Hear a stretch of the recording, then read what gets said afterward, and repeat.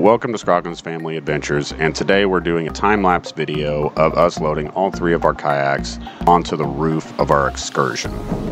So first let's go over what kind of boats we're loading and what kind of rack system we're using, as well as the carriers and our basic strap setup. As you can see, all of our kayaks are well over 14 feet and fairly heavy. The Tandem and the Wilderness are both pretty heavy boats. The Perception, I would say, is kind of right in the average range, and it's pretty narrow. Our roof rack was built by Rebel Fabrication out of Alabama, and it has these ladders that go down either side of the truck towards the rear, and it just makes it a lot easier to get up there and tie our straps down to our Reese J-racks.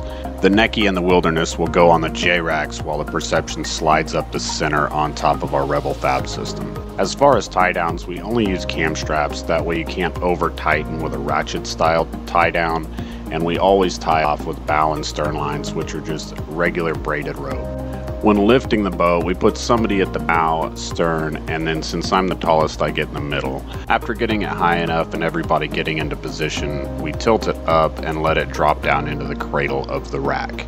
The nice thing about the J-racks is that once they're cradled in there, they're pretty solid and you don't have to worry about them falling off the side of the truck before you get a chance to get your straps on. After everything's in position, we throw a strap over each J-cradle and on the front and rear of the center boat. After all the kayaks are secured, we start on bow and stern lines. Bow and stern lines are an extra measure of safety that keep your kayaks from slipping out from underneath your straps during a collision. This was time warped at 10 times on our GoPro, and it usually takes us between 10 and 15 minutes to load everything up start to finish.